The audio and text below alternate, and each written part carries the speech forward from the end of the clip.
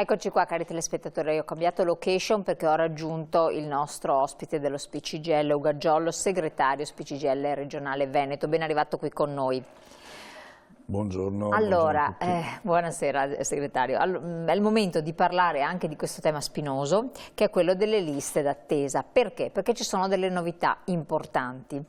State bene a ascoltare e a sentire, perché solo seguendo passo passo quelle che sono le procedure attuabili si può in qualche modo superare questa impasse. C'è stato un intervento da parte della Regione del Veneto che fa sì che le persone possano in qualche modo ovviare a questo grave problema, solo però in presenza di certi requisiti e di una domanda ben precisa. In sintesi, che cosa è successo e vi facciamo percorrere questo tratto importante, perché liste d'attesa tutti sappiamo cosa vogliono dire, supportati anche dalle slide dello SPCGL. Prego segretario. Diciamo che le liste d'attesa sono sicuramente uno dei temi più sentiti nella nostra realtà, specialmente dagli anziani, ma non solo, da tutti quelli che hanno bisogno evidentemente di avere una risposta rispetto a situazioni di salute che si presentano. È da tempo che stiamo dicendo che in Regione del Veneto c'è una situazione, non è solo in Veneto ma certamente anche in Veneto, una situazione davvero complicata. Noi abbiamo iniziato una campagna insieme anche alle altre organizzazioni sindacali, assieme a movimenti, assieme a tanti soggetti del territorio per chiedere che venisse mantenuto quanto previsto dalla legge. Cioè del decreto legislativo del 98? Innanzitutto quanto è previsto dalla legge, nel senso che la legge prevede che il cittadino a fronte di una prescrizione fatta dal medico ha diritto ad avere l'erogazione della prestazione nei tempi indicati sulla base delle 4 priorità. Questo, come sappiamo tutti, non avveniva e non avviene spesso ancora oggi. C'è però un decreto legislativo che è quello che vedete nella slide, il 124 del 98, quindi addirittura risale a 26 anni fa, che sostanzialmente dice che qualora le ULSS non siano in grado di rispettare i tempi previsti dalla prescrizione, su richiesta del cittadino devono autorizzare lo stesso ad avere la prestazione nell'ambito dell'attività libero-professionale intramuraria, però mettendo a carico del cittadino solo ed esclusivamente il costo della quota pari al ticket.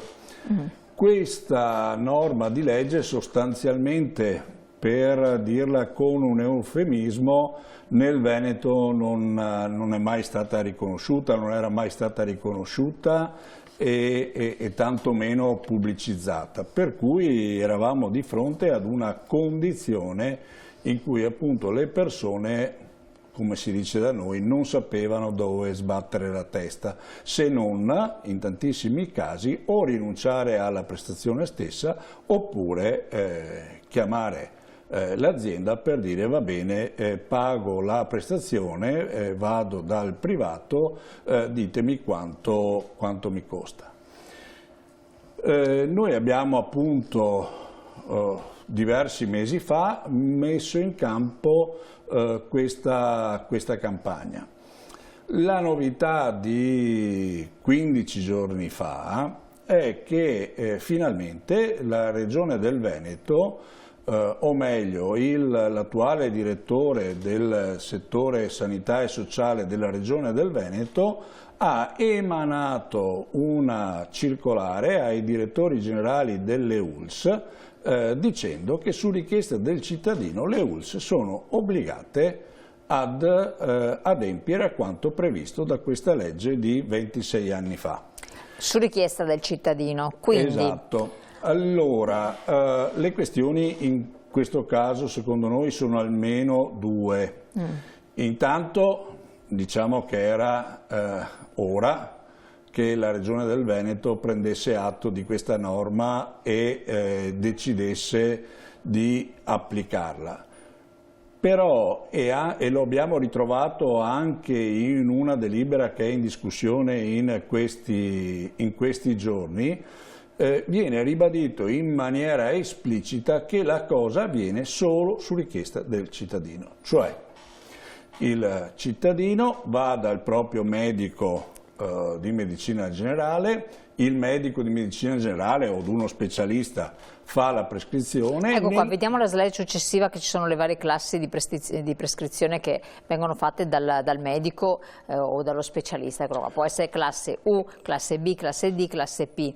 Esatto. Quindi entro 24 ore dalla prenotazione, entro 10 giorni, entro 30 giorni, entro 60-90 giorni dalla prenotazione. Esatto, perché appunto, come dicevamo prima, il medico di medicina generale o lo specialista nel fare la prescrizione dovrebbe indicare sempre, non lo fa, su questo lo abbiamo detto in tante occasioni, il cittadino deve stare attento e deve richiedere che la prescrizione sia corredata appunto dalla classe e quindi il cittadino con questa prescrizione deve recarsi al CUP o chiamare il CUP o a seconda dei vari sistemi per avere l'appuntamento per questa prestazione. Se il CUP, qua dice, ha fissato il tuo appuntamento oltre il termine previsto, giusto? Esatto. Cosa che potrebbe essere. Si può chiedere di fruire, questa è la cosa importante, chiedere di fruire delle prestazioni nell'ambito libero professionale intramuraria. Esatto. Quindi, nel senso che il CUP di suo dovrebbe darti la prestazione nell'ambito dei tempi indicati dalla prescrizione. Sappiamo tutti che nonostante siano stati messi a disposizione dallo Stato centrale e quindi poi gestiti dalla Regione del Veneto diverse milioni di euro per il piano di recupero delle liste d'attesa, questo ancora non avviene in termini generali, almeno per quanto riguarda le classi D, la classe P, per quanto riguarda le prestazioni cosiddette non traccianti e a macchia e leopardo anche per la classe B. Quindi, dicevo, spesso succede che il CUP non ti dia la prenotazione entro i termini previsti. A questo punto il cittadino cosa può fare? Sulla base della normativa dovrebbe prendere carta e penna. Andiamo sulla slide come fare la richiesta. Eccola qua. Dovrebbe il cittadino prendere, dicevo, carta e penna. Tra l'altro se i cittadini si rivolgono ai nostri sportelli, ma agli sportelli vengono sicuramente aiutati, scrivere al direttore generale dell'ULSS scrivendo esattamente la situazione qual è e allegando alla descrizione della situazione la prescrizione del proprio medico e il documento rilasciato dal CUP in cui si certifica che entro i termini previsti dalla prescrizione non è stato possibile. Però il CUP non è che a volte manda questo documento, che a volte dice non c'è posto, lo dice a voce. Ma infatti questa è un'altra delle questioni. Che è tra l'altro legata alle cosiddette liste di galleggiamento, sarà un'altra delle battaglie che come sindacato continueremo a fare, perché ad un tavolo di confronto qualche mese or sono c'era stato detto che le liste di galleggiamento sarebbero state abolite, invece dalla delibera che vediamo in discussione in questo periodo le vediamo ancora riapparire. Quindi è necessario che il cittadino non si accontenti semplicemente della risposta verbale da parte del CUP, ma richieda al CUP di avere la prenotazione o comunque un documento che dica che la prenotazione non è stato possibile fare nei tempi previsti. Allora, fatta questa raccomandata con ricevuta di ritorno, destinatario direttore generale dell'azienda sanitaria comunque vi può aiutare lo SPCGL a fare tutto questo.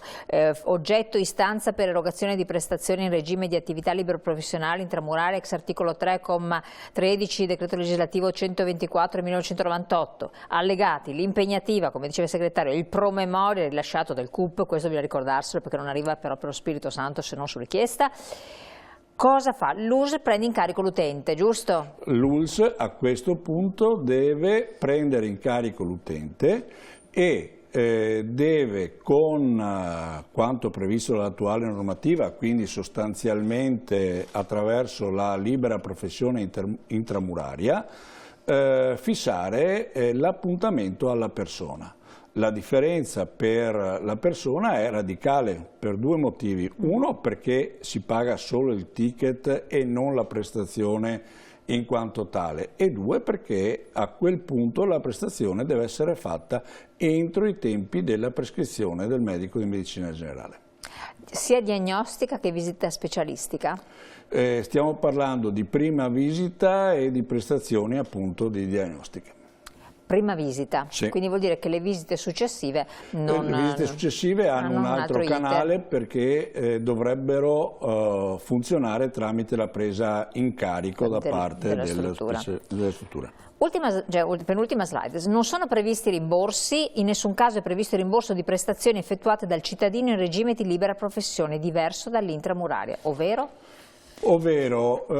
Questo lo abbiamo scritto, ma lo si trova anche nella circolare della Regione del Veneto, perché in questi mesi era girata l'idea che uno potesse chiedere il rimborso. Evidentemente senza aver verificato attentamente la norma legislativa, che bastasse semplicemente per il cittadino andare da uno specialista, pagare quanto dovuto e poi chiedere il rimborso all'ULSS. Questo non è previsto, nel senso che va seguita la procedura illustrata precedentemente. Se il cittadino decide per conto proprio di andare da un privato, rinuncia in qualche maniera alla prestazione che può essere fatta appunto tramite l'ULSS o comunque tramite strutture accreditate. Perfetto, vediamo stavolta veramente l'ultima slide, dopo ci sono i soliti indirizzi, perché le iniziative del sindacato nel 2023-2024 per questo discorso di salute sono diverse campagne, fatte anche a livello unitario, vero? Sì, noi abbiamo, velocissimo, noi appunto abbiamo fatto queste campagne sulla salute, riteniamo che la salute sia uno dei temi centrali per le persone, riteniamo che sia per le scelte del governo centrale sia per le scelte della Regione del Veneto non si stia investendo in maniera sufficiente su questo tema e quindi abbiamo deciso di svolgere una serie di iniziative che hanno a che fare con le liste d'attesa, con la mancanza di medici di medicina generale, altro tema estremamente importante, con la mancanza dei servizi nel territorio e non ultimo anche con il grande tema dei centri di servizio per le persone non autosufficienti che spesso e volentieri sono in difficoltà proprio nel momento di maggior fragilità. Questo diventa importantissimo. Qua vediamo come sempre i vostri indirizzi delle sedi provinciali, lo SPCGL è presente su tutti i territori, dove le persone per tagliare la lista d'attesa, ridurre l'attesa, possono attuare questa procedura, farsi aiutare, più che altro attuare questa procedura, in modo tale da poter poi avere nei tempi congrui e senza doverlo fare privatamente, perché il rimborso abbiamo visto non c'è, la visita specialistica, prima visita, oppure la diagnostica, come ci ha raccontato il segretario. Corretto? Corretto, naturalmente gli indirizzi che avete visto sono gli indirizzi delle sedi provinciali, ce ne sono tante altre territoriali. Il sindacato pensionati del Veneto è presente praticamente in tutti i comuni o quasi del Veneto. E già che ci andate, portatevi il codice fiscale, fatevi controllare la pensione, esatto. che magari ci possono essere anche delle piacevoli sorprese di recupero magari di denaro per diritti inespressi. Grazie segretario di essere stato qui con noi, grazie alla collaborazione dello SPI-CGIL, e io vi lascio adesso al breve intervallo pubblicitario, poi torniamo, riprendiamo con le nostre consuete interviste di approfondimento. Grazie, buonasera.